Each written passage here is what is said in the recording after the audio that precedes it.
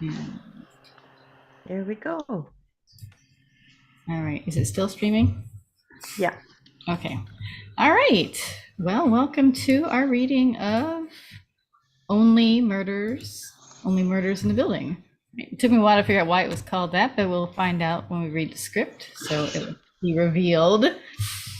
Although a lot of things won't be revealed in our script today, since this is just the pilot episode of apparently a pretty interesting modern detective show with a new twist on how they do things. So we'll go ahead and introduce everybody before we jump into our reading, and I'll just kind of go down here in player order. So we'll start off with Tamir, player one. Yes, my name is Tamir. I'm reading Steve Part A, and actions and descriptions later on. I go by he, him, his. I'm based in Montreal, and I guess that's it. Where people can find you if they want to on social media, if you want them to find you. Uh, it's okay. I don't really have Okay. anything. I'm not that All right. active. That's Thank fine. you. And we'll go down to Vicky and then Anamika. Hello, I'm Vicki Dykes. Tonight I'm reading Marty for the first part of the reading and actions and descriptions about a fourth of the way into it. And I'm she, her. Did I mention that I'm in central Alberta in Canada? You can find me on Facebook under my name, Vicki Dykes, and I'm also on Instagram. I'm Yoga Grandma 10. Awesome. All right. Anamika. Hi, my name is Anamika Farrow. I'm based in Sacramento, California. My pronouns are she, her. Tonight I'll be reading Mabel A, and then actions in the last act of this script. And you can find me on Facebook. Awesome. Judy. Hi, I'm Judy Bell, and tonight I'm reading actions and descriptions for the teaser in Act 1. I'm also Steve Part B later on. I live in Los Angeles or Burbank, California, near Los Angeles. It's still considered the same thing.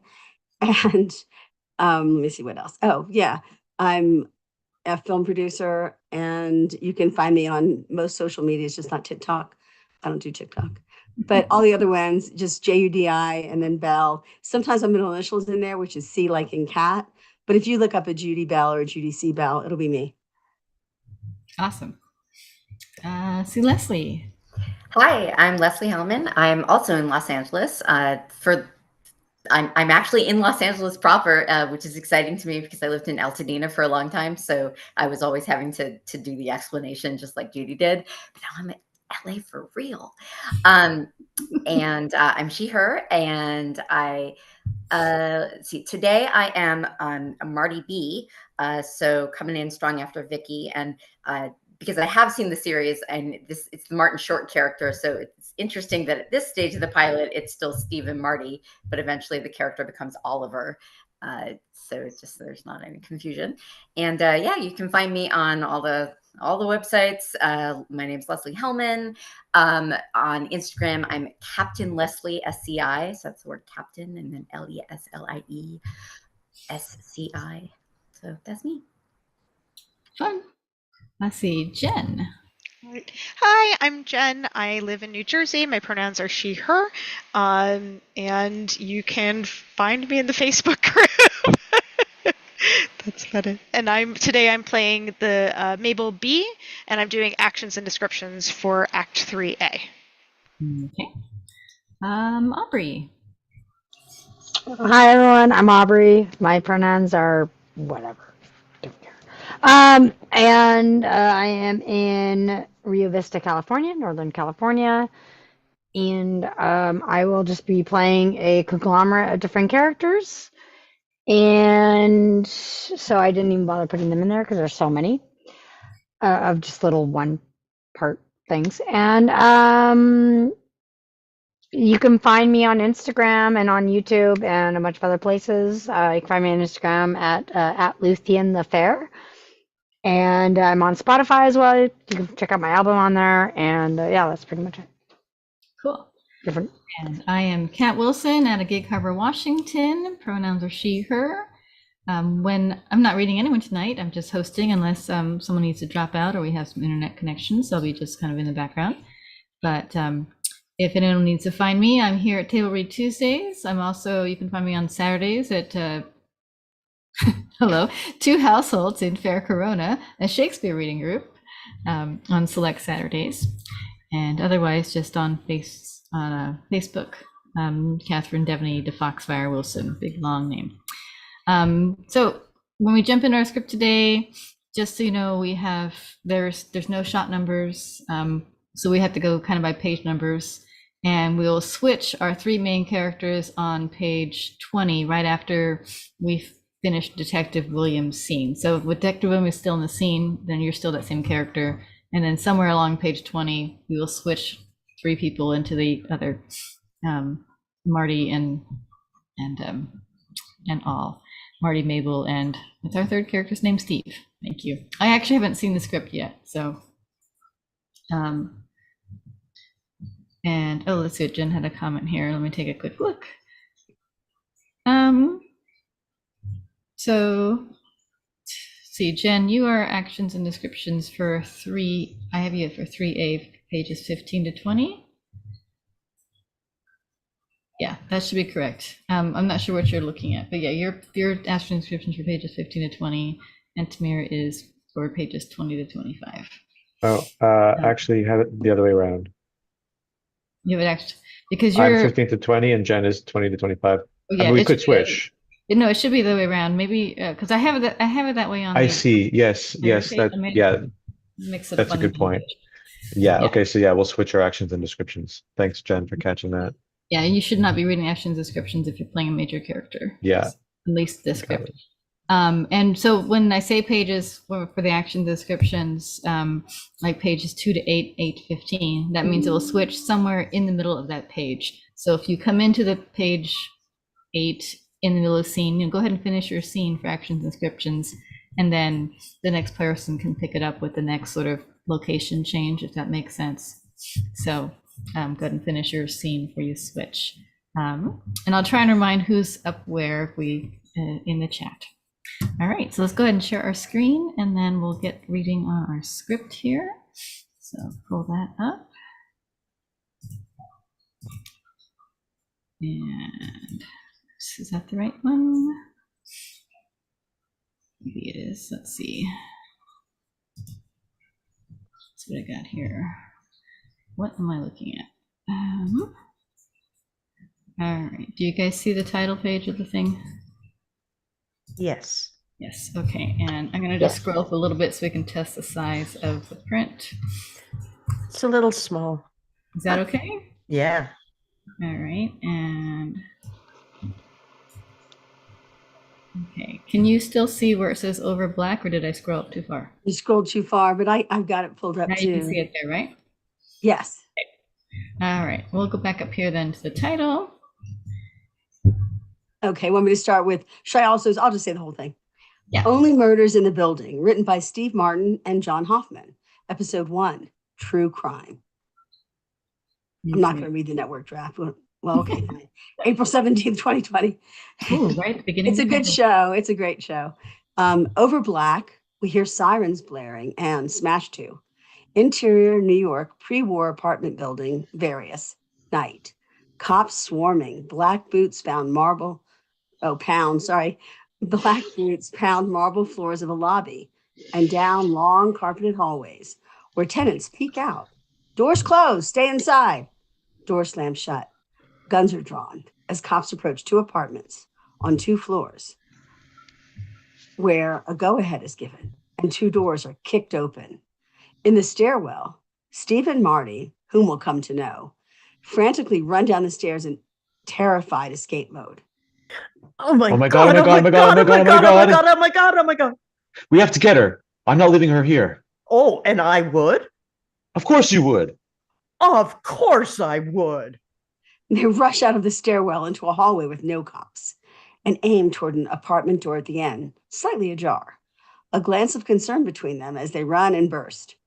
In the apartment, where they are immediately struck frozen by what they see. A stylish young woman, Mabel, whom we'll come to know, is on the floor, covered in blood, hunched over the bloody, dead body of a young man in a tie-dyed hoodie, face unseen. It's not what you think. Steve and Marty take in this shock as the happy, bouncy intro to Jan and Dean's cover of the classic Manhattan kicks up. We'll have Manhattan, the Bronx and Staten Island too. Hard cut to black, where words appear, 2 months earlier. Exterior New York Street, Upper West Side, magic hour, today. Jan and Dean sing about the Isle of the joy of joy Manhattan can be, as Steve walks home, happily energized in hat and shades, amid a diverse throng on a fall evening where the city has never felt more alive or comfortably communal. Here's Steve over. Here's the thing I don't get. People who worry about living in a big city because of all the crime. He tips his hat to a woman passerby. She pushes her glasses up using her middle finger. Steve smiles and carries on. As any true crime aficionado will tell you, it's the boondocks you need to worry about. He stops outside a bodega to pick up red and yellow peppers. He sniffs them, feels them, smiles at the owner, who mists the produce and nods to a sign. You touch it, you buy it. I mean, let's face it, nobody ever discovered 19 bodies buried in the backyard of a 27-story apartment building. Because a backyard here is a courtyard, and there's about 200 windows and 400 eyes with a view of that courtyard. He pays, and with his bag of peppers, he's on his way again. Long way around to say there's safety in numbers. Like the numbers who live at the Arcadia. Steve rounds a corner and looks up ahead to the Arcadia, gleaming in the last bit of sun, a stunning 27-story pre-war architectural landmark apartment building. On the street, a young couple approaches Steve. Hey, hold up. Are you? Steve grins and removes his sunglasses with a flourish. I'm Brazos. Oh, shit, dude. I used to watch that show with my dad. It was his favorite. What was the thing you always said? Steve leans in, preparing to deliver his signature line. And we quick cut to a moment from Brazos, CBS circa 1992, where a dark-haired Steve leans introspectively to camera. This ends the investigation Back on the street today. into a whole new direction. Yes. Damn, that was so cool. Dad has ALS now. He can't really talk or feed himself anymore. Oh, I'm sorry. He's in hospice, but he just won't let go. Honestly, it'd be better for a whole family if he did. Steve nods, waits, awkward. Would you like a picture? Oh, man. Thanks. That's so nice. The guy then hands Steve his phone and puts his arm around his girl for Steve to take a picture of them. Mortifying. Can you do it horizontal and get the park behind us? Steve takes the shot for them. You tell your dad Brazos took that picture. Oh, man, I will. But he won't understand. Ugh, not anymore. Thanks again. We skip, man. Steve continues on his way, a little less happily, as we now hear Mabel over. New York can be a fucking lot. Exterior, another New York street, same. Dua Lipa's Don't Start Now kicks in as Mabel, mid-20s, walks home in a knit hat with a yellow pom-pom, Beats headphones playing Dua in her ears, and big white sunglasses to avoid all the eyes she's catching right now. All the eyes on you all the time. Hey, baby, where you going so tough? Mabel ignores him. 2,000 women report assaults here every year. So it's a place that makes you binge Dateline to find out how not to end up on Dateline. I have this recurring dream. Interior Mabel's apartment, bedroom. Night, Mabel's dream. From above, we see Mabel asleep on a mattress on the floor. I'm in bed. I wake up, We drop down and push in, and Mabel's eyes snap open. and there's a man standing over me. In reverse, a masked man stands over her on the mattress. I have no idea what he wants, what he's going to do to me, but I know it's going to be bad. So I, Megan Rapinoe, smack in the nuts. Wham! She hard kicks up, and the masked man doubles over and falls to where Mabel has just jumped out of the way. Lunged out of the way, sorry. Grab my Apple Pencil off my iPad. Back on the street, Mabel continues her walk past an Apple store. I'm an Apple girl. Fuck that Microsoft Android bullshit. Steve Jobs would come back from the dead and pig fuck an Android. Anyway. Back to Mabel's bedroom and her dream. Mabel climbs atop the masked man, pinning his arms down with her knees. Sometimes when I can't sleep, I imagine that dude standing over me. She stabs him in the eyes repeatedly with her Apple Pencil. And I imagine taking him down to the bone with that Apple Pencil. Finally, she rolls off and looks at the ceiling. We rise to see Mabel is now back alone. She shuts her eyes peacefully. And I'm out like a light. Works every time. Back on the street, Mabel continues on her way. As I said, it's a lot. Don't be here if you don't like a lot. A selection from Annie kicks in, and we hear Marty over. NYC, what is it about you? Exterior, another New York street, same. Marty in a full-length braided coat that could have him mistaken for a Bergamasco's sheepdog at Westminster, speeds to catch the last seconds of a crosswalk light. Which, of course, is a line from a big hit show about an orphan. And don't we all feel like orphans here at times, struggling to find our place? I saw this brilliant dance piece on the World Wide Web recently, set to Claire de Lune. Quick cut to footage of a dance piece to Claire de Lune, where a male dancer bounces on a trampoline, trying to ascend a staircase. A simple premise of a man trying to reach the top of a staircase and falling, but always trying to find some new way to bounce back up again. And I thought, isn't that each of us every day in this big burg? That's life in New York. Honk! Back on the street, Marty is now in the middle of the crosswalk, having almost been hit by a Prius. Really? Do you not see this coat? As Marty finishes his narration, we rise to take in the block. Still, one thing is certain here. Just when it's all starting to feel the same, that's when you get hit by something you never saw coming. The city sounds envelope, and we see Marty enter a place he calls home, the Arcadia. Interior Arcadia lobby, late day, moments later. Steve enters, clearly in a hurry, and spots Marty, that guy, collecting a tall stack of packages while chatting up the doorman, Lester. These are all research for new shows I'm developing. Some off, some off. Stay out of the theater if you want a life, Lester. Steve pointedly slips past Marty and over to the elevators, where one is just opening. Yes, he steps. Interior Arcadia elevator, late day, continuous, and hits 18. Hold that, please. Shit.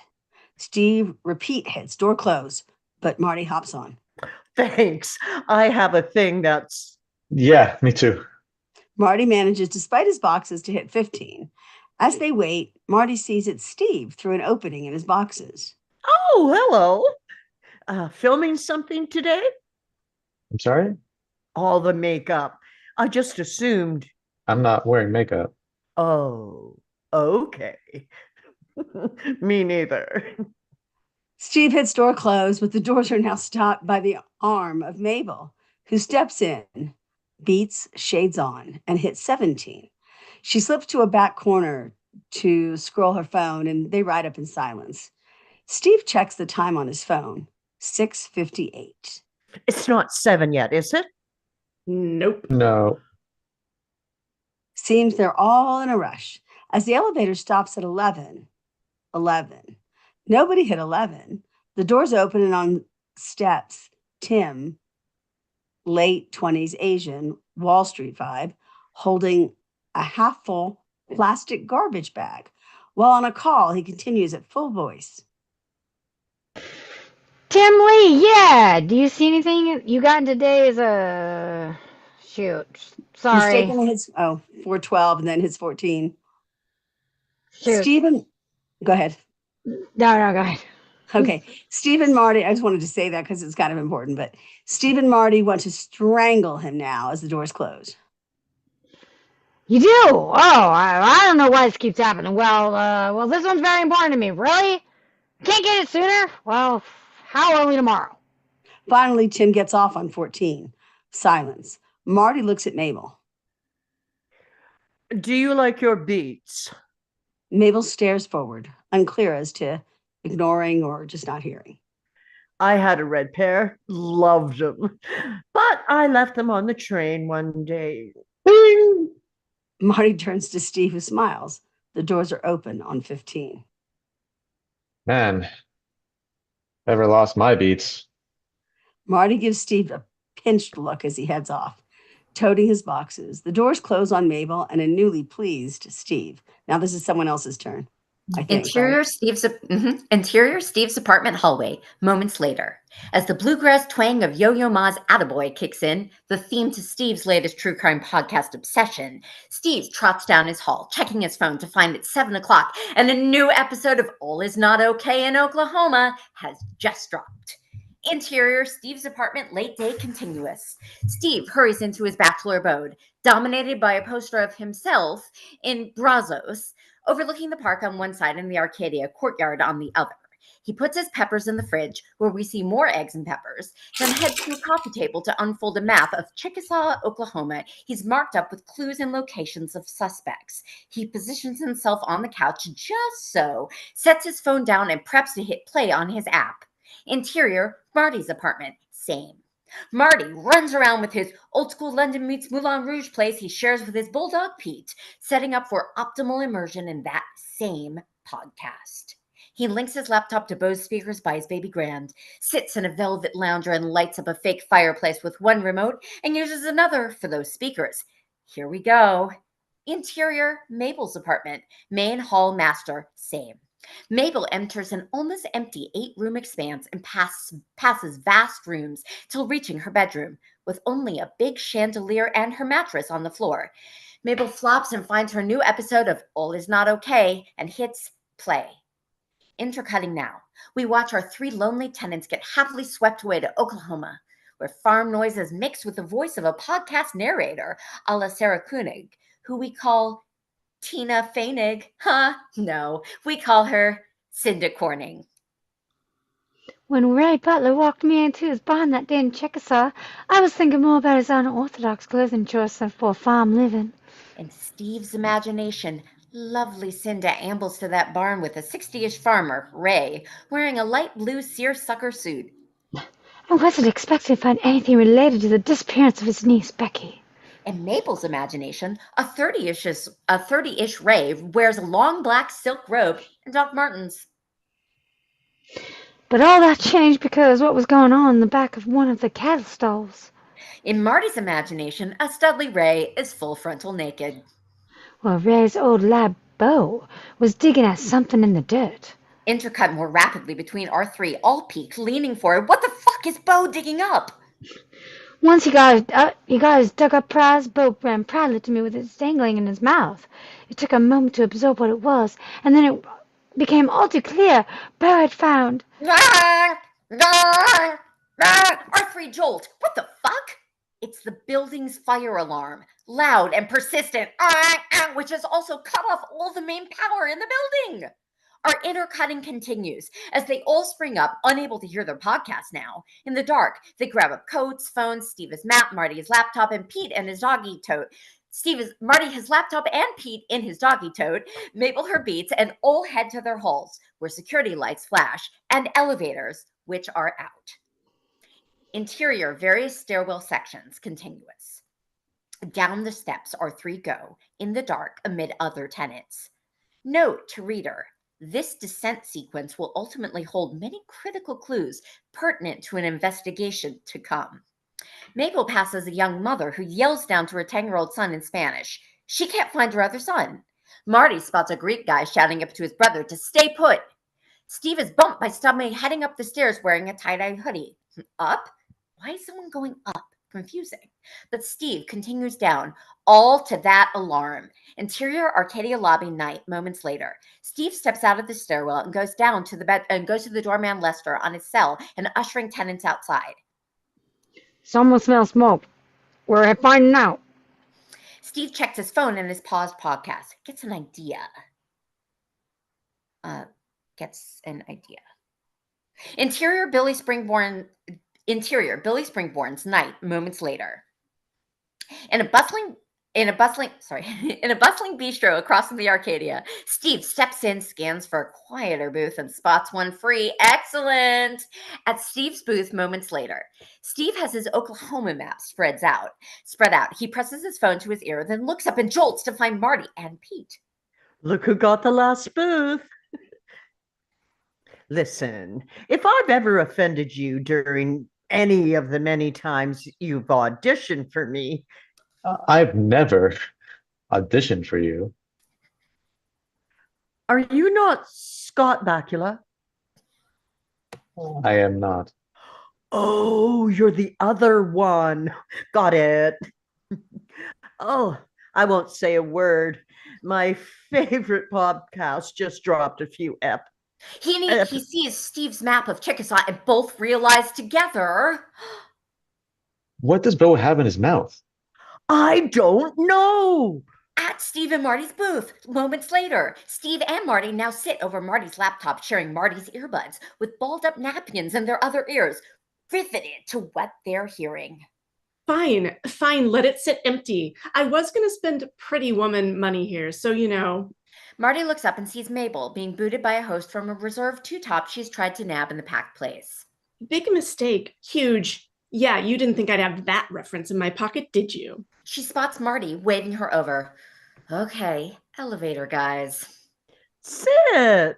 Half the building's in here. I'm Marty, by the way. Marty Pepper. Hi, I'm Steve. Hey, I'm Mabel. Steve bursts out laughing. No, really. What's your... Great! Old school name. Would you mind just for 40 minutes not talking? Mabel looks at the map and podcast graphic on his laptop. Get out. What the fuck is in Bo's mouth? Becky's panties! Mabel's goes jaw dropped and plugs her beats into Marty's laptop. At Steve, still continue. I'm not sure who takes over. Is this act 3 yet, or it's still me? Nope, you keep reading. I'll let you know. At Steve, Marty, and Mabel's booth an hour later. Done listening now. This odd trio is deep in theorizing. They all eat, with Mabel notably chowing down from her plate and then theirs. It is not Ray. Too obvious. Exactly. I'm just relieved something of Becky Butler showed up somewhere. I almost forgot who went missing. They took too long with it. Her diary. Becky had a smile that lit up the room. Blah, blah. I love a good peeling of the onion. And let's pace it up, people. A good head nod from all. Then Marty turns to Mabel. To that point, who are you, you fascinating creature?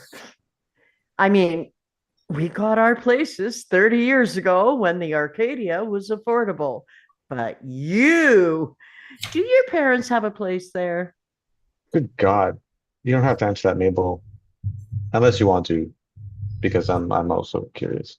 Mabel considers this. Then, with a squint, she eyes Steve. How do I know you? Steve was in this old TV show called, what was it? Bozos? Brazos. Oh, okay. Steve waits for more. There is none. So, that's Steve. Formerly recognizable. Kinda beloved. Lifelong bachelor? By choice. As for me, directing is my day job, as I'm sure you know. Mabel stares at him blankly, which Steve loves. But my grandchildren, they're my passion. I only wish I had more time to spend with them. Oh, that's really all we want, isn't it? More time with the people we love. I literally pass him in the elevator once a month, just so you know. And those, my dear, are our onions, raw and unpeeled. And yours? Care to unpeel for us? Really? Mabel considers these strangers, then. I bet we can get back in the building now. Can I? Absolutely not.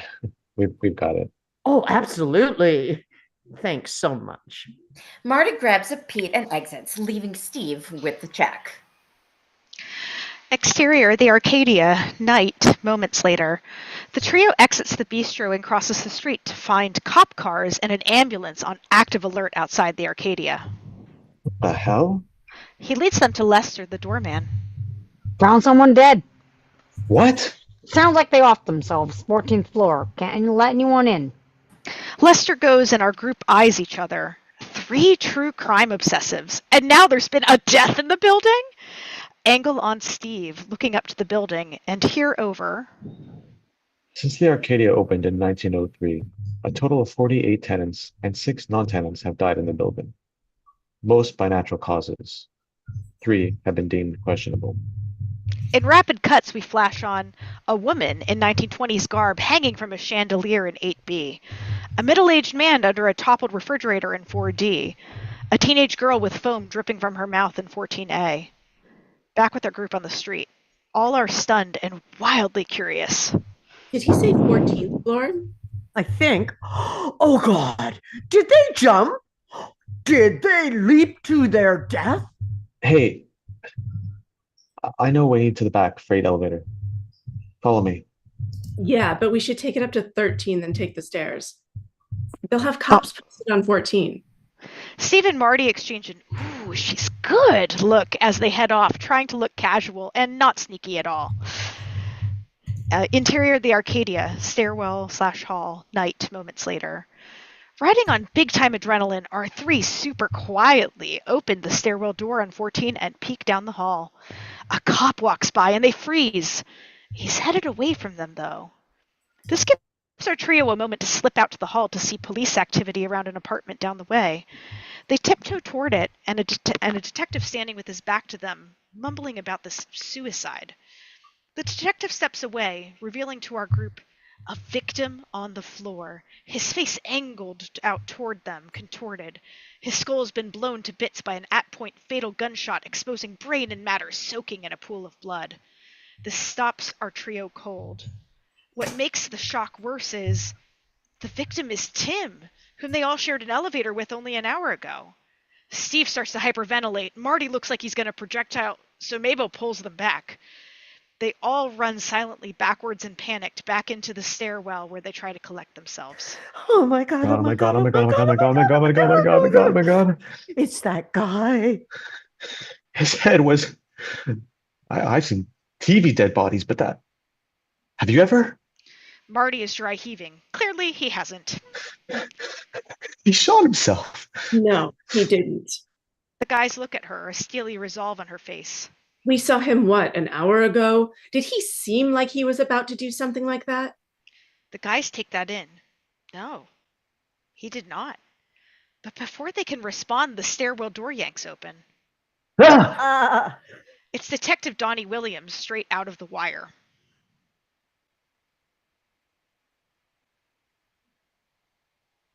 You associate with the deceased? No, we don't. They all vaguely shake their heads no. We're neighbors in the building. We live in the building. Uh-huh. So you know the deceased? Oh, just in passing. Not his passing.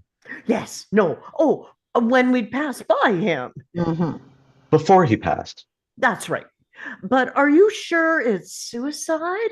I mean, even in passing, he didn't seem the type. Right. But you don't know him. Look, obviously, You're just starting investigation, looking at all the forensics. Oh, shit. What the fuck show are you all hooked on? The trio looks appropriately called out. I swear if I meet one more of you true crime nuts. He steps into the stairwell, closing the door behind him. All right, listen up. You want true crime? Way back, there was complaints about a guy who'd gone missing up on 121st Street. This guy had this big fat roommate who said hadn't seen this missing guy for 6 days, but fatty neighbor knew better than anybody else something funky was in that apartment. Said he heard these two fighting all the time. So the cops started their search, began their work, but this neighbor decides he's going to check out the apartment when the big man's not home. So he gets in there, searches around, finds nothing till he looks around the freezer. Where? Way in the back. Behind some chicken wings, he pulls out a baggie. That's got inside it a goddamn toe. Oh no. Which toe? Pinky toe?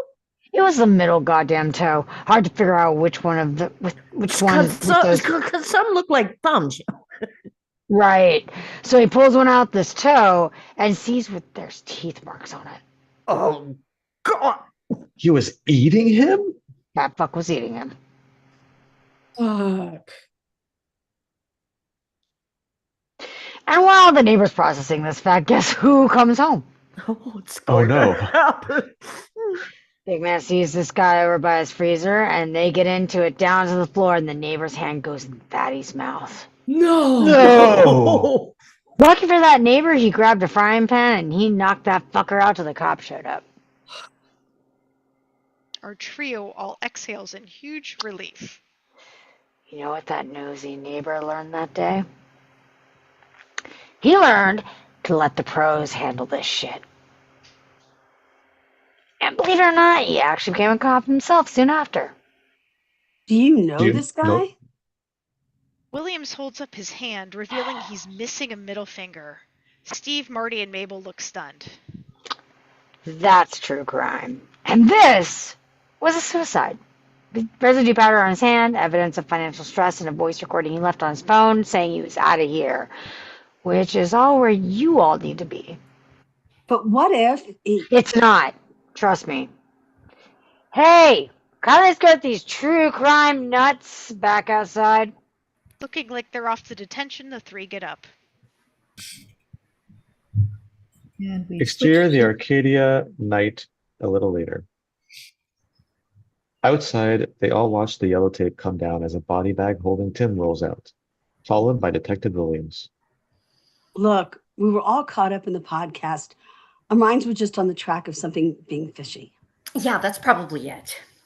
So you're just gonna listen to some nine-fingered cop over what you know in your gut? Something in the emotion of how she asked this hit Steve. No, I'm not saying that. Because if he's wrong, that means there's a killer out there. And they may be living right here in our building. Wow. Then Marty can't help himself. Sorry, I'm gonna need another read on that. What? Take it again for me, but hit killer a little hard. You're a theater director, not a if he's wrong, that means there's a killer out there somewhere. No. Sorry, I want you to really punch somewhere. A killer out there somewhere. That feels false. Yeah, no, you're right. Let me think. What's happening right now? There may have been someone murdered, and we may have been the last people to see him, and you two are... You know what? Forget it. She exits, a long beat. Then You see how natural that was? Shut up. Tom waits, a little drop of poison kicks in and plays over. Interior Steve's apartment kitchen night later. At his stove, Steve uses those peppers we saw him buy to make an incredible omelet, displaying a chef's familiarity with this, but he's clearly in his head. He looks out his window at the apartments overlooking the courtyard. Is a killer out there? His omelet complete. He routinely slides it into a trash can. Steve stares at the garbage in that plastic bag. New thought. Interior Marty's apartment bedroom night same.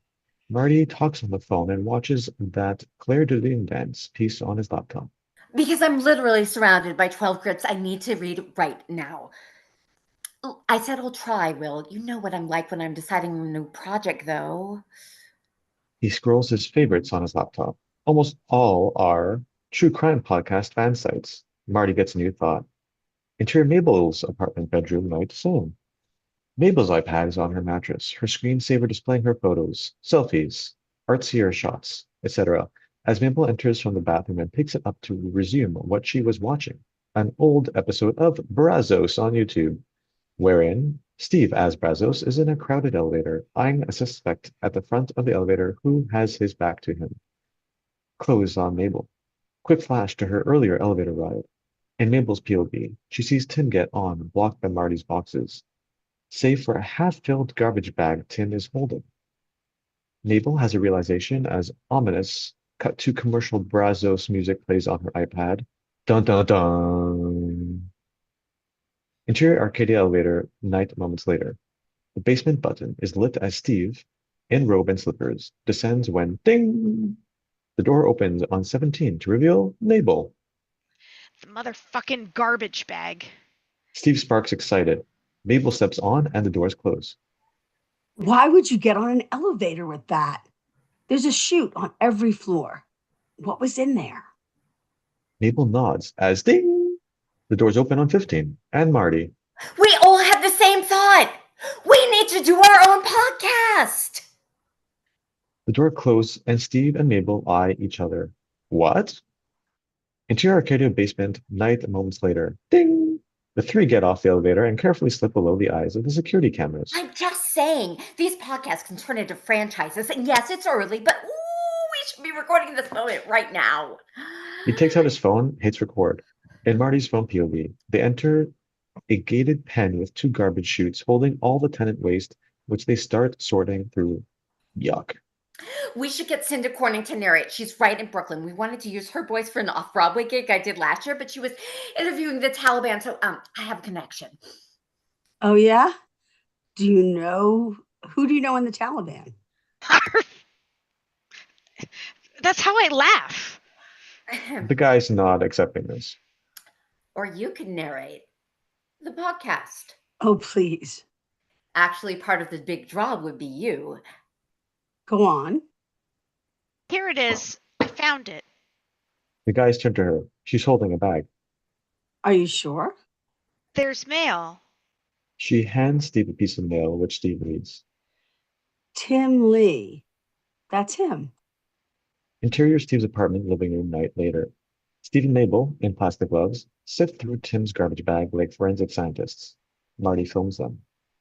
You're filming this because... I'm still deciding between podcast or docuseries. Mabel lets out a small whimper. She's just unfolded a piece of stationery with handwriting. If there's anyone left to care, there's nothing for me anymore. Oh, shit.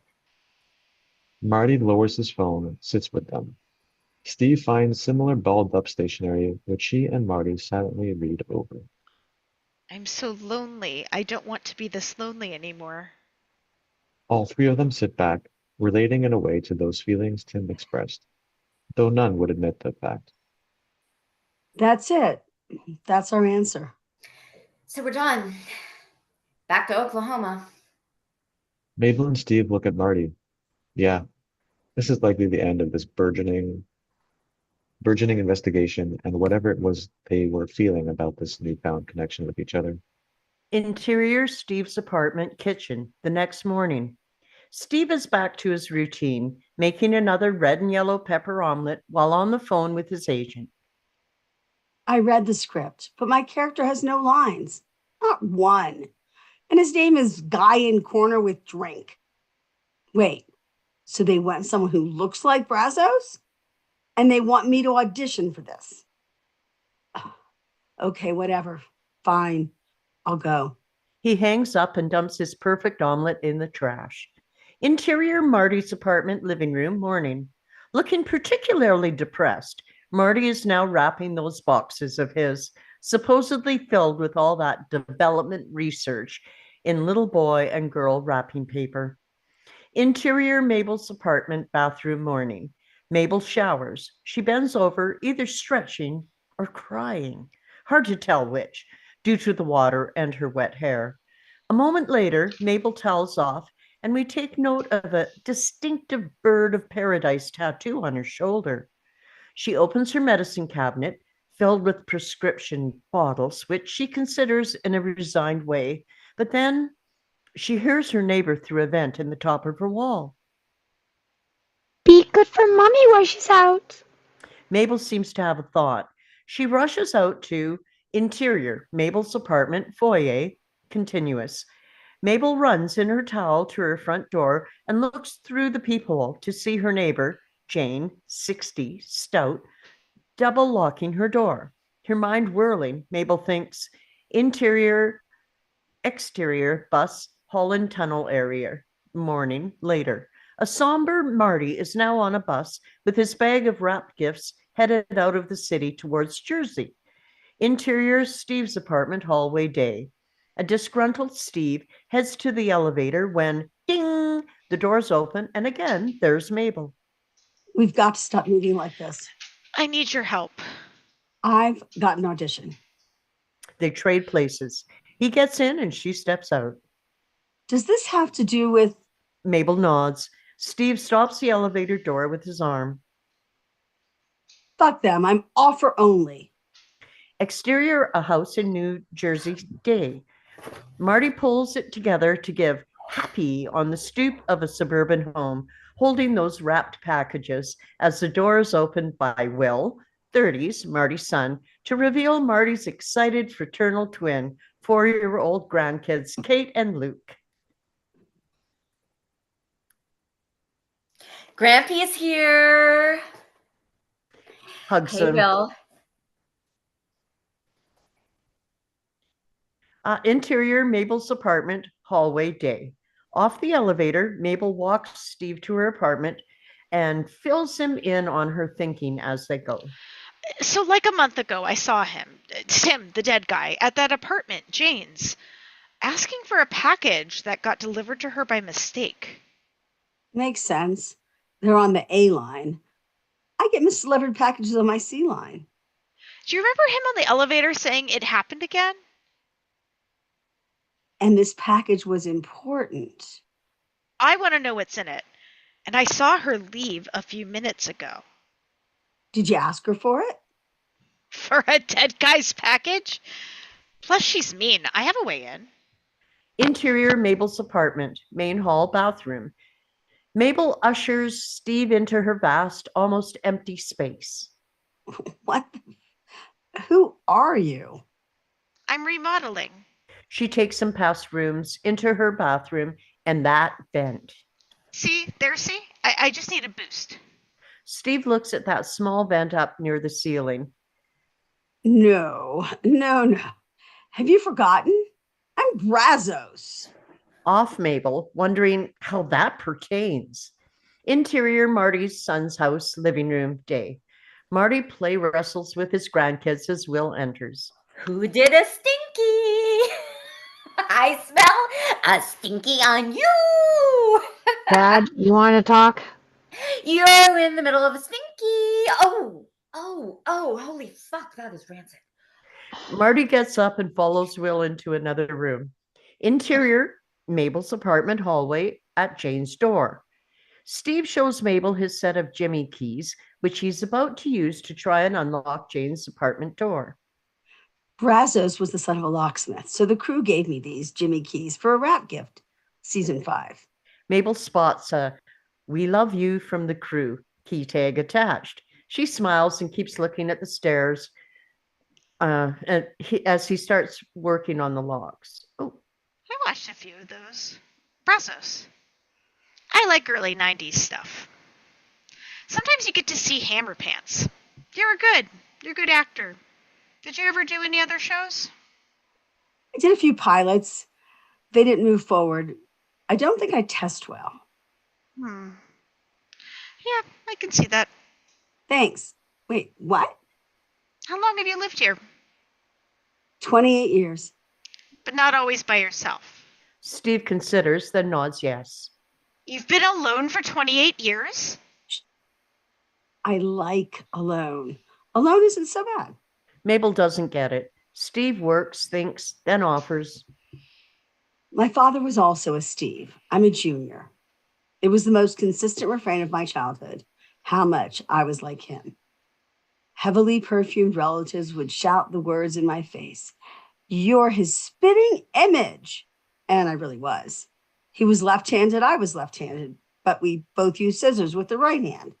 Both of us could pick up about any instrument, play by ear, but ask us to do basic algebra, forget it. We went gray at 48, completely white at 57, like clockwork. Mabel smiles. People liked him, my father. They meant it as a compliment when they told me I was like him. He was awful to my mother. He was awful in quiet, unseen ways that people didn't see. He lied, he cheated, he made her feel small. He seemed to get pleasure out of it, making her feel silly, making her feel unsure of herself. And I think at a certain point, I figured I use scissors like him and I play instruments like him. Odds are that in a serious relationship, A beat. alone isn't so bad. Mabel absorbs that. It's opened her up enough to divulge. It's my uncle's place. He asked me to redo it for him. You can see how well that's going. First time I've been alone in, like, ever? I tend to make packs wherever I go. Even when I was a kid, I had my Hardy Boy pack. That's too old a reference for you. We were being old school calling ourselves that. But I did read some of the books. That original series is way racist. That's the beauty of my generation. Anyway, me and my Hardy Boys, there were 4 of us, only 2 were actual boys, by the way. We got into solving these mysteries around the complex we all lived in. This was in Singapore. A glance from Steve. That last bit sounded like a cover. So this stuff isn't new to you. Well, those were made up mysteries, or at least most of them were. Another curious glance from Steve, still working that log. And your Hardy Boys, where are they now? Things got weird, as things seem to do when I play with others. Maybe you've got it right. Maybe it's better to go it alone. We're in. He's just unlocked Jane's apartment door. Yes! Good job, Brazos! She slips inside, excited, but Steve stops at the threshold. Whoa, hold on. This is actual breaking and entering. Sorry, it just hit me. They look at each other. Then Steve impulsively steps inside. He's done it now. Crossed a real line. Steve shuts the door. Interior, Marty's son's house. Sunroom. Marty is in a black sunroom looking at his son's backyard, a back sunroom, with a swing set and jungle gym. Will appears stressed. Yard looks nice. Thanks. The kids live out there. Sorry I missed Kit today. Yeah, she had a bunch of errands. So, how's work? Oh, good. Very promising. Yeah, that's great. Did you pick up your next project? Yeah. I thought I had something and then it went away. So I need to Will's face drops. I never wanted to have to be this to be a regular thing, but I'm in this bind, just strapped like Dad, just a few grand to help me get through the next little window. Will, I'm close. I'm so close on a few things. that's what you said the last time. This will be the last time, for sure. And I'd only need half of it. Dad, I can't give you a check. Not now. I'm sorry. The kids. And we need to put a new roof on the place. I promised Kid I wouldn't. I just can't. Will looks away. This kills him. Obviously, it's mortifying coming to you like this. I'm revolted at myself, but Will, I can't get work. It's been years now, and I don't know what else to do. I really just need a little help, son. You have to sell the apartment. I can't. Dad. It's all I've got. It's who I am. Well, obviously, it makes me very sad to hear that. Oh, sorry. Oh, Will, I'm sorry for so many things, but I'm just in a rough patch and I need. Dad, I can't. Not again. Marty nods, gathers himself, goes to a closet in the hall. Well, I certainly appreciate what you've already done for me, and don't worry, it's just a rocky moment. That's all. Dad. You tell Kit that you tell Kit I send love, okay? And tell those stinkers. Grampy loves them. Come on, you're staying for lunch. No. I should get back. Gotta dig in, nose to the grindstone, right? Can I have my coat, please? Will looks at him, fights the urge to bend. Will heads to get the coat, leaving Marty to absorb this final gut punch. Exterior, Arcadia rooftop deck day. Mabel now holds that package, about a foot square, addressed to Tim Lee. As she and Steve exit to the roof, Thought it'd be more of a hunt. Feels a bit lame. It was right on her foyer table. Mabel looks more nervous now as she leads Steve. Oh, wait. I apologize. I totally messed up. It's not me who's reading this. Oh, I'm so okay. sorry. That's okay. I wasn't sure. So, okay. I thought it would be more of a hunt. It feels a bit lame. It was right on her foyer table. Mabel looks more nervous now as she leads Steve towards a low wall at the edge of the rooftop deck, which all of Manhattan and the park around and below them. She pulls out a joint and lights it, takes a hit, offers to Steve. He passes. You should open it. I can't tell if I want it to be nothing or something that means something. Steve nods, agreeing. Now he grabs the joint, takes a hit, and then he carefully opens the package and pulls out filler. On Mabel. She can't see what's in the box from where she stands, but watches Steve's face as he finds what's inside. What is it? What kind of a guy kills himself an hour after being desperate to get his hands on this? He reveals to Mabel a small box holding an engagement ring. Off Mabel's expression, looking with many conflicted feelings at that ring, we go back to exterior, Marty's son's house in Jersey. Marty steps out to the front stoop, dazed, the weight of the world weighing on him. And then he gets a text from Steve. Where are you? We found something. This sends the investigation into a whole new direction. The plaintive tones of Claire de Lune begin as Marty takes that news in. This is all he's really got right now, and it brings him huge relief. So much so that he falls off to the side of the stoop, completely over, where he bounces back up in a surreal moment that harkens to that trampoline dance video we saw in his opening narration. As soon as he's upright, Marty heads off that stoop, back to the city with a new kick in his step. Exterior New York Street, another morning. Claire de Lune continues as Mabel crosses a busy crosswalk.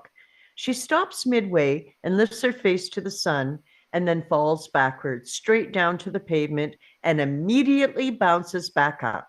She continues on, alive with new purpose.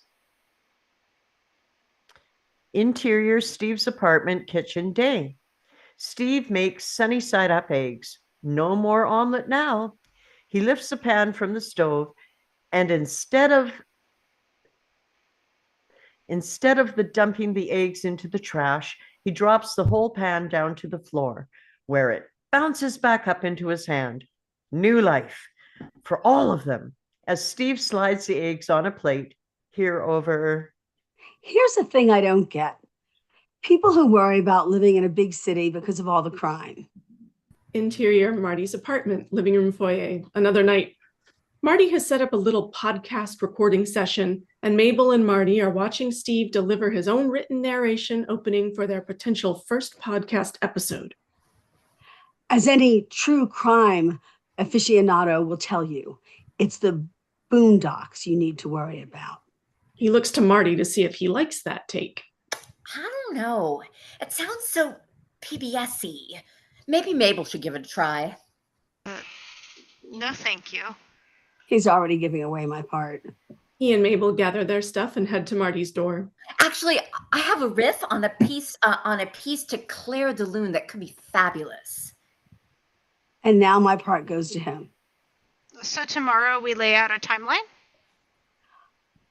I've also got maps, full blueprints of each floor of the Arcadia.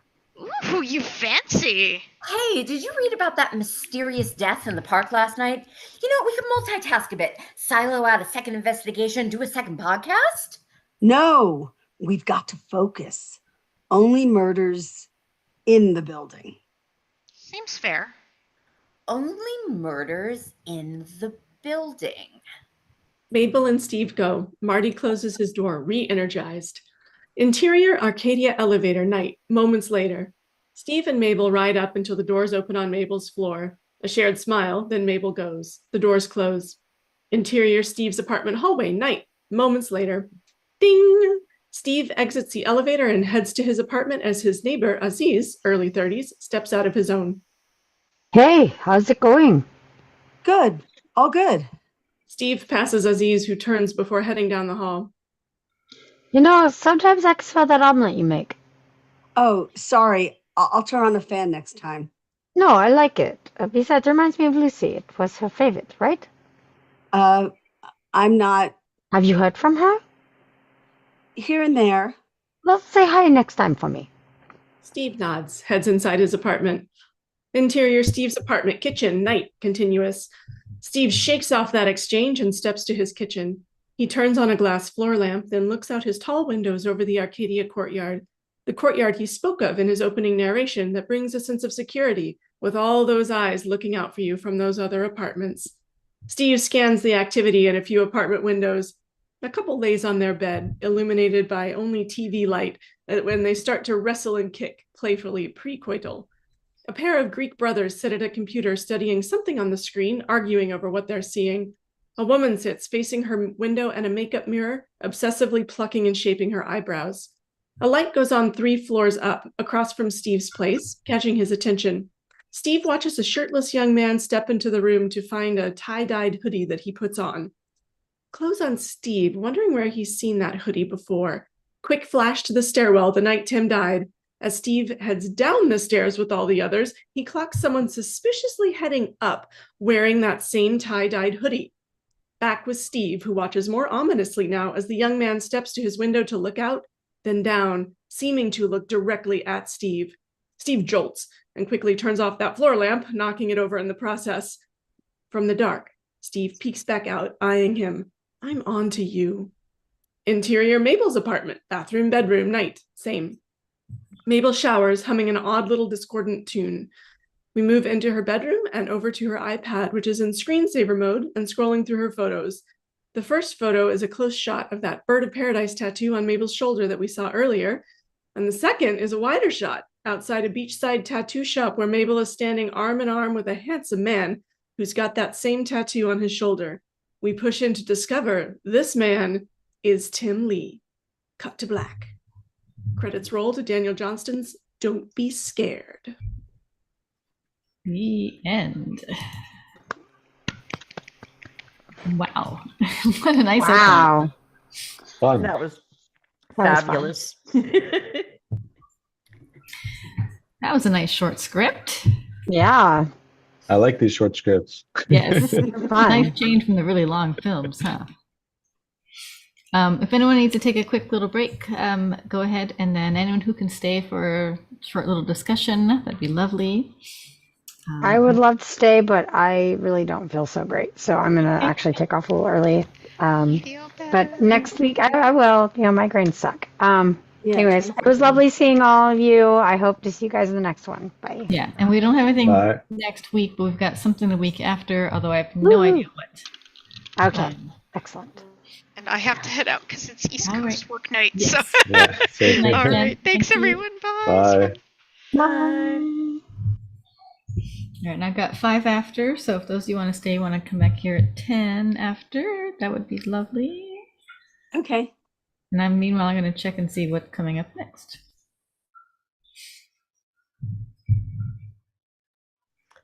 I think it's Spaceballs. Ooh, is it Spaceballs? That would be fun. and I don't think I'm going to be able to be in it. I'm heading off on Thursday to my niece's. She's having an operation on Friday on a hand, so she's not going to be able to take care of herself for a while. And I'm going to be her, chief You're going to be her bottle right hand, washer. left Yeah, hand lady? I will be her left hand actually. Left hand lady. There we go.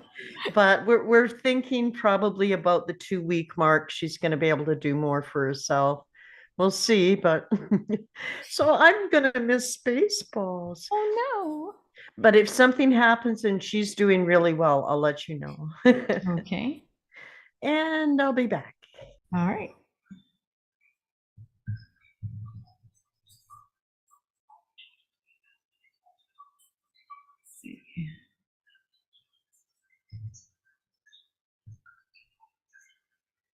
Oh, yep, it is Spaceballs. And oh, never ending story after that.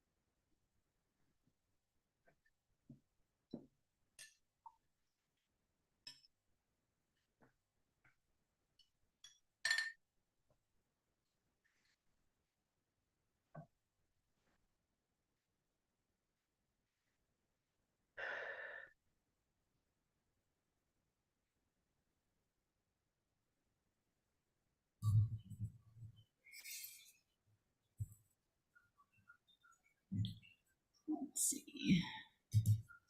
So have you seen this one, Vicky? I have not, I but haven't either. we're gonna try. Is it on Netflix? What is it on? Hulu. Hulu, I think. It's Oh, fun. I like this show. It's Hulu and it's hilarious. it It's is. so good. And It's I'm really good. hoping that some other people have seen it, because what's super exciting to me to hopefully talk about is how the things that are different in this draft of this pilot script to what actually aired. Yeah, I was going to ask you about that. Yeah.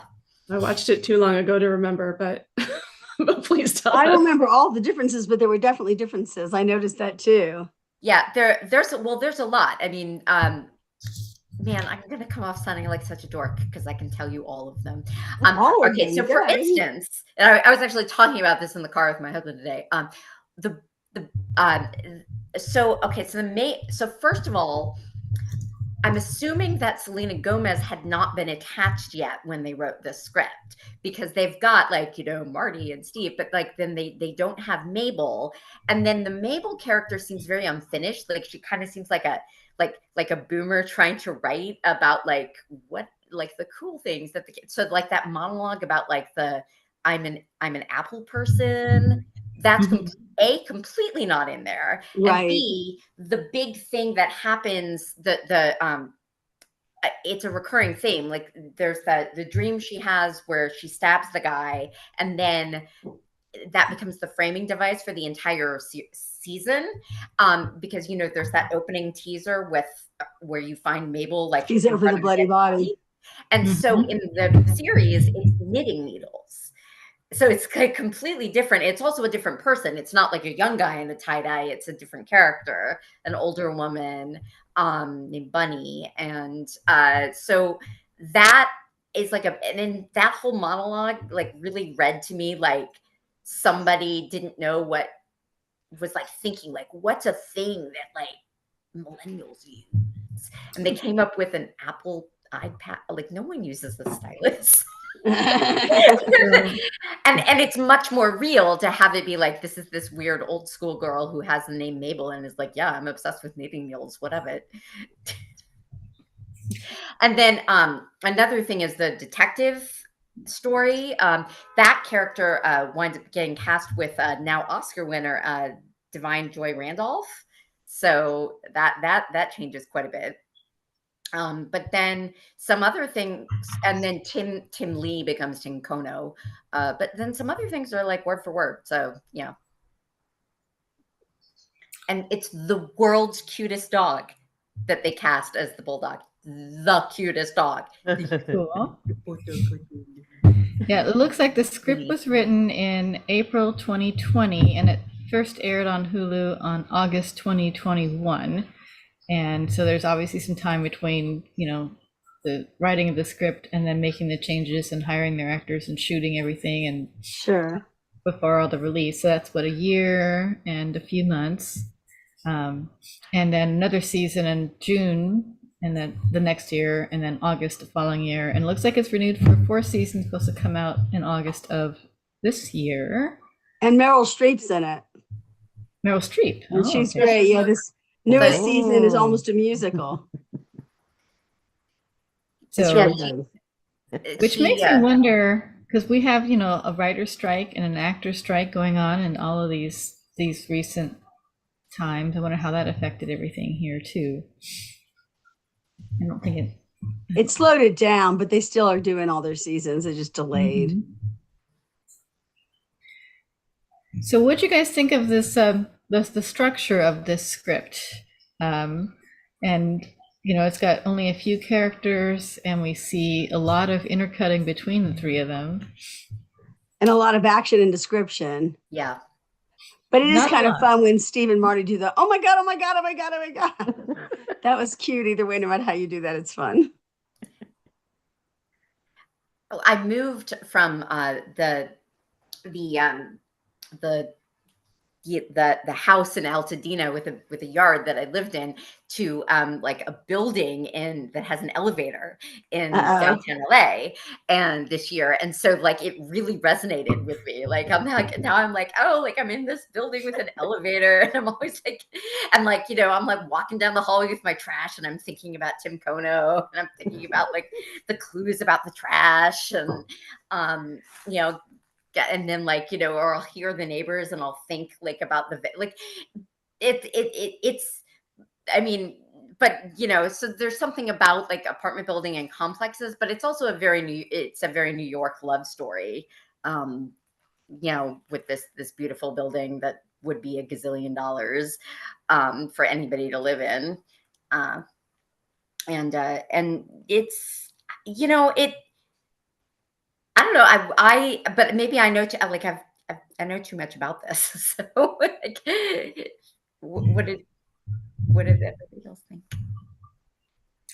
Well, I was just thinking about, I don't know how it plays out in the actual show, which I haven't seen, but this one, when I was looking through to figure out where I might put the scene divisions in, it seems like, there'd be something, and then all three characters would do something very similar, and then we'd have some stuff. And then all three characters would do something very similar, and we'd have some more stuff. And that pattern keeps repeating throughout the script. Do they do that a lot in the actual show when it's aired? Or is it? I think they still do. I'm trying to remember in the recent season. I guess I'm concentrating on Meryl Streep, but they have moments where they interact a lot more. It goes through a lot of evolution, but there's still the three distinctive characters. Yeah, and I mean, go ahead. They kind of there's a lot of cleverness. There tends to be a lot with the electronics. Like it doesn't quite carry as much from reading the pilot, but they integrated a lot. Like you get a lot that's happening just like bloop, with like their phones, and it gets integrated with this idea that it's this podcast. There's a lot of like sort of meta interplay there. It's really fun. It's like it is, and Tina Fey plays Cinda, so it's really cute. That's right. I watched this like a long time ago, probably when it first aired. I've only seen the first season, so forgive me if I am misrepresenting based on just this pilot. But I feel like I remember that as they become more of a group, the three of them, that like three separate experiences thing gets less. It lessens. Yeah, that's what I was thinking. Right? It does. So like in the first one, they kind of set her up to be the suspect. Like you were talking about, Leslie, like it's more, they set it up even more in the actual one to have Mabel be a possible suspect. And so you start having like Steve and Marty, or whatever their names ended up being, having more time together, and she's still kind of separate. And then as it progresses and the three of them become more of a group, I feel like that, like kind of their experiences meld together too. Instead of having it be three people experiencing things separately, it can have them experiencing things together a little more. Right, and they go through a love-hate relationship too. Like the tension that's there initially, it builds, then it wanes, then it builds, and Steve, well, I don't want to ruin it, because relationships change and you find out who Lucy is and all kinds of stuff, and relationship between Marty or Martin Short and his son, that changes, and there's a lot. It's good character development. It's a good story. It's got like a lot of humor and a lot of suspense, and it's very interesting. I enjoy it. I think too. Sorry, go Vicky. It's quick. I saw a publicity shot of the three of them, and Selena's got the rabbit ears behind each of their heads, and I mean Steve and Martin Short, they're just grinning their faces off, and she's back there making fools of them, which in a way feels like that's how they are together. Maybe it's how they work together, I don't know, but possibly their characters become more playful. I don't know.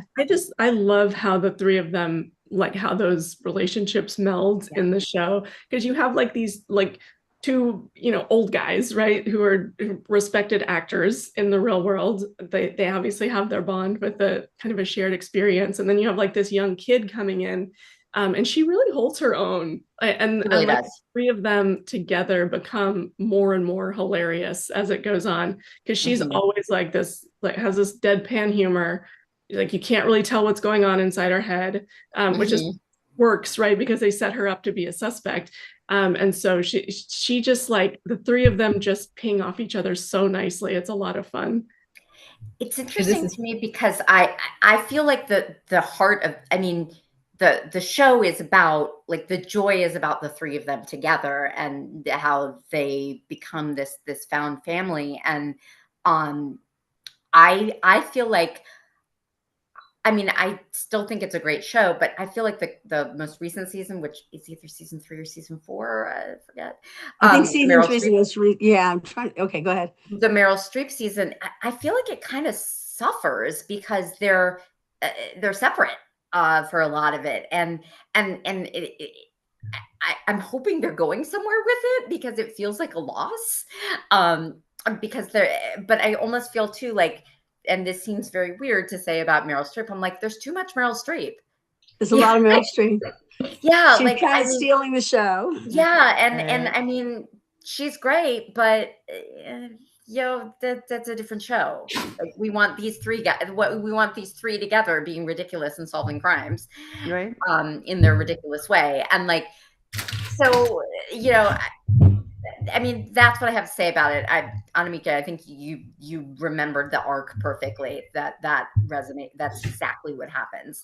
That that there's sort of these disparate people, and then, like, the arc of the season is that they come together and form this unit, and it becomes their podcast creation, but also their point of view. Yeah, I like how you use the term found family, and I think that's a Mhm. huge theme of the season, because when you first meet them, they all are very much alone, and dealing with that in the best way they can and putting their best face forward, but really they Mhm. are very, very lonely people. And so finding these characters who they don't typically like Steve and Marty, whatever their names end up being. Like, Steve really dislikes Marty at first. He's very annoying. And so, like, these people who don't necessarily like each other, and like, why on earth would Mabel hang out with these two, right? But they really do choose, they make up of this found family, of three very lonely people bonding over a deep personal interest. It's quite touching, actually.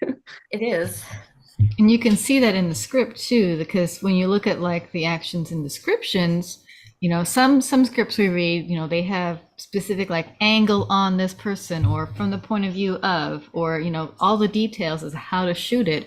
And this one just says, we'll have some scenes in here that are clues where they go down the stairwell, right? And they don't specify necessarily which of these are the clues or what angle to shoot them from. So there's a lot of the technicality part of it is missing. So that really emphasizes the personality part. These three, and that's the crux of this show, is just these three characters, and we don't even hardly see anybody else. We see a bit of Will, we see a bit of the detective, and everyone else just kind of pops in and goes out. As every time Aubrey got a chance to speak, that was kind of give you an idea. So it's very, very focused on the threesome for sure. I wanted to talk too about the setting, because this is filmed, I mean, most of it took place in an apartment building, either within someone's room or apartment itself, or in the hallway, or in an elevator, or in the lobby, or in a cafe. These are all very small settings, except maybe Mabel's house with 8 rooms. But it's just interesting because I don't know if you ever had a film in an elevator. It is not easy, to trying to get all the different camera angles and your actors and your whole crew in there. I don't know how large this elevator is in the show, but I can't imagine it's exceedingly large. So just how many times they would have to film the elevator scene itself just to get all the right angles that they would want in there. Do we tell her about the season 1 finale elevator thing with Steve That's Martin? pretty great. Yeah. There's a physical comedy thing with the elevator and An elevator. Steve Martin that is so fucking funny. I mean, the elevator is so key in this whole thing. The elevator is, Yeah. it's almost like its own character. I was Yeah. wondering Yeah. about that because they spend Yeah. so much time with the, They do. pointing out which buttons you're hitting, and Mhm. Well, I um, remember, like, Judy, were you doing the reading during that bit? Yeah, and push number Al? 11, 15, 14, Yeah, and 12, yeah. you know, it becomes one of those things where it needs to be precise, and you were like, no, but it matters screwed up, right? because there's all this specificity going on about the way that there, you know, which buttons there are. It has to do with the story. There's actually clues in there. Like one of Yeah. the things that I did when I finished the series 1 is I went back and I watched the whole thing again because Yeah, because you that- see things you didn't notice mhm. Right. first time for sure. and that's what really resonates with a really good detective story. Like even one like this that's funny, it's still a mystery, and you know, you see where they're seeding all the clues and all the little things that they're doing and all the hints that they were giving you all the way back. And All along, yeah, that's well Mhm. written.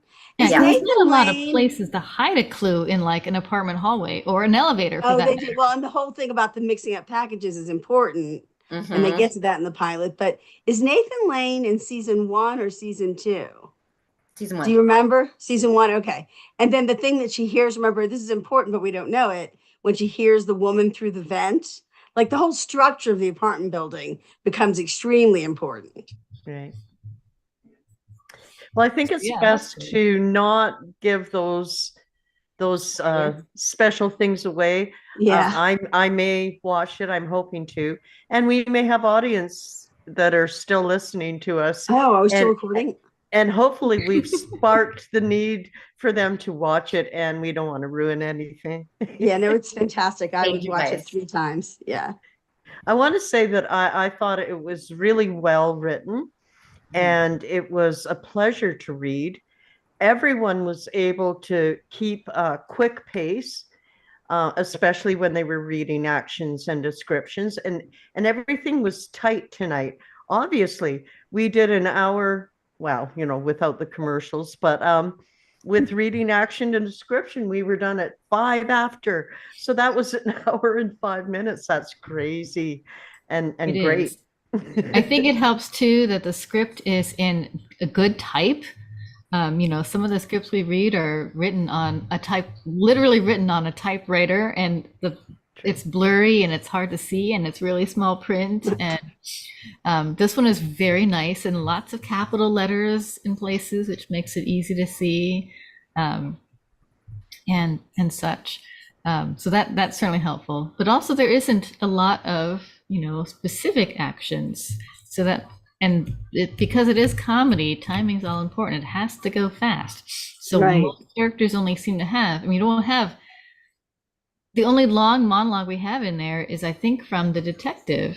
And he's explaining about his true crime, you know, with this in his past before he became a cop. And that's, Right. Well, then only Steve, one. when Steve talks about his father, that's a little long. it's a little Little bit Because there. I had that part, and it was a good 2 paragraphs, I think, because he's describing why he's alone, because he's so similar to his dad, and he didn't like the way his dad treated his mom. Mhm. So he goes into a little detail. But those are the only 2 places where it gets kind of serious or not the fast-paced comedy. Yeah. Yeah. I think my favorite set of lines was when they were talking about the detectives asking them, you know, do you know him? And it's like, well, only in passing. Well, not his passing, you know. just That as was we- great. That was Oh really my good gosh. wording. He used passing like 7 times, and it was very funny. That was fun. It was very funny. I like that scene a lot. But Yeah. that's actually that's an interesting one to point out. Oh, there's only the one monologue, except for this one other outlier monologue, because that outlier monologue, that long chunk of Steve Martin dialogue, becomes a thing. So there's there's actually, that's something I wouldn't have thought of. There's Yeah. actually a reason why there's this random, discrete, long monologue About his Yeah. dad, which becomes about his important. dad that comes in, that there's a reason why that structure happens, but we don't find out till later. So And we I never think even it's get to the really tie-dye guy, hardly. We just, the one that's dead. We do in the eventually. beginning. I know, I figure they have to leave it, you know, for the next couple of episodes. But yeah, I was like, I got to the end, I'm like, oh, we don't know how she ended up in that room with the dead body. I'm like, oh, we're gonna have to watch the next episode. Maybe they'll kill Yeah, it. it comes in at the end. It becomes a bookend. It bookends the series. So I you figured. find at the end of season 1, it's playing out, and like it leads into that a repeat of the scene. Right. The other really interesting thing about this series is because it's a murder mystery, essentially a detective story, and however it's very different. It comes out at it from a totally different angle. It's not just people involved in the murder, and then a detective comes in and you have to figure out which of these people are all the suspects, and and the detective is the star of the show. Here we have just 3 true crime fans. And there is a detective, but it sounds like he's not the main character, and I'm assuming he's going to pop back in later, or some other. Yeah, we have some police involvement throughout the series.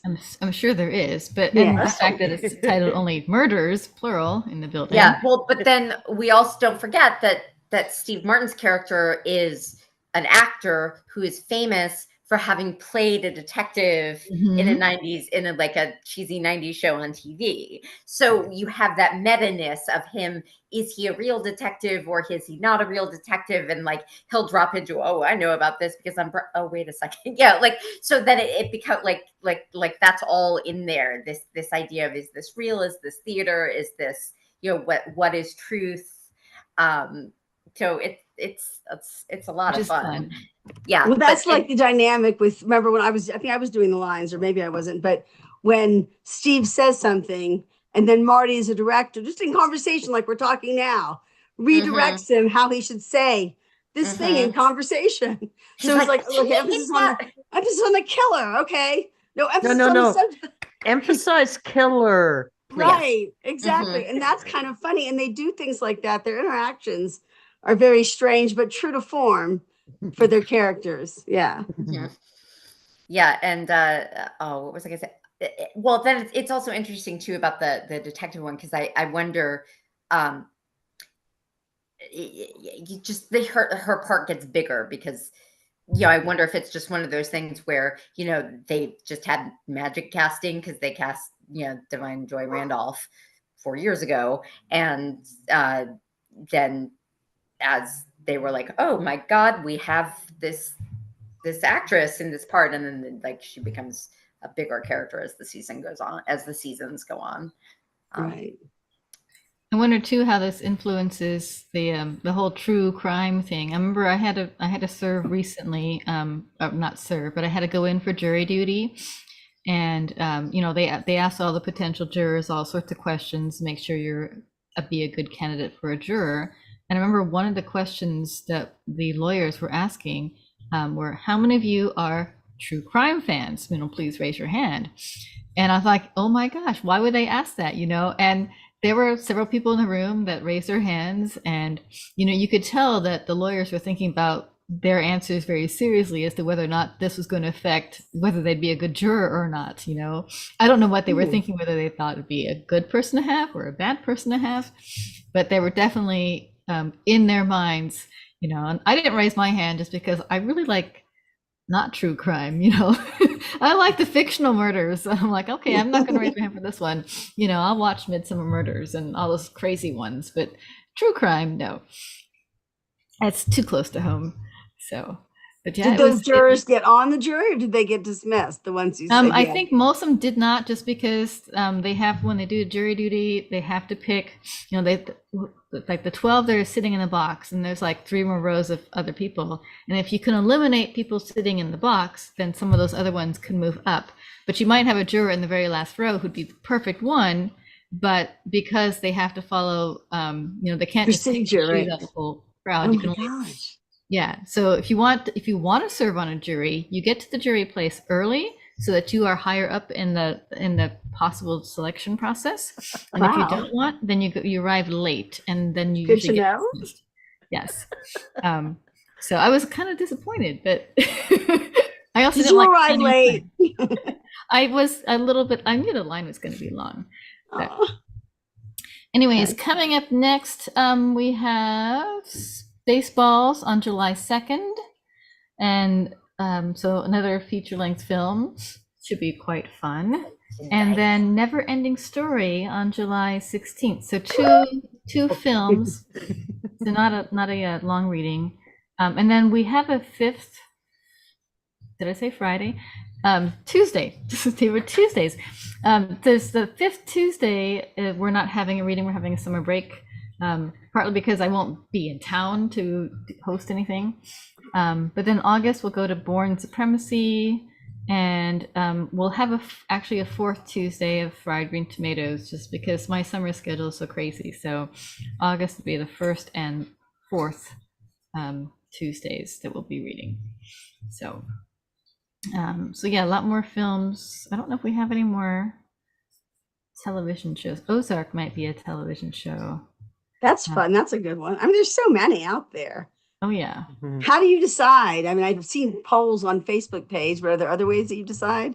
Yeah, we had a list of scripts, like some 100 scripts or so, and we did a Zoom meeting like this, and we put a poll out, and we asked people to vote and asked people to offer their opinions, and we had to narrow it down somehow. So we decided to go with kind of this year with popular, not necessarily the brand new and cutting edge stuff that's out there, but tried and true classics and really fun stuff that we all would like, just to kind of build some interest back in here, since we had a huge changeover, and as the pandemic kind of slows down, people end up finding of interest, so you need to be able to entice new people in too. So we went with fun stuff, and stuff we all wanted to read. Good. At least through the end of the year. So, and then we'll start again with another set of scripts. So we still have tons of scripts that didn't make the list this year, not because they weren't good, but just because there's only so many spaces to put them in. Yeah, for sure. And they'll be considered down the road in a different season. Yeah, I'm Taurus when it comes to horoscopes, which is known as a very stubborn character. I've been involved with this group from the very beginning. So that's 2.5 years. And I've only missed 4 readings. Impressive. No, I will be there. Yes. Vicky's very dedicated, which is great. I also know at least one person in the audience I can count on. And willing to read 20 parts if need be. This one was, speaking of which, this was like the easiest script I had to cast, because once I realized there's only 3 main characters, a few action descriptions, and lots of small parts. I'm like, all right, we have 7 people. This piece of cake. We'll just have AAA, BBB, and whoever's not reading characters will read action descriptions. It still took me 2 hours because of whatever. I was tired. Sorry, it took so long. Yes. Well, and then I really did just went down the list and put people in randomly. I didn't even look at the characters to see who would be what this time. I was like, that's all right. They'll all be good and they'll have fun. So, well, it makes sense for me to be Martin Short because he's Canadian and I'm short too. That's funny. Well put. I always forget he's Canadian. Yeah. It's easy to do because Canadians blend in everywhere. True. Camouflage Canadians. Camouflage Canadians. Yeah, we can hide in snow and the green grass too. All right, I'm done doing him. Yes. On that note, maybe we should all go get ourselves some dinner. Dinner and bed. And hopefully see most of you in a couple weeks here. Thanks, you guys. It was fun. All right. Thank you, everybody. Good night. Thank you, Nice everyone. reading, everyone. Good night. Night.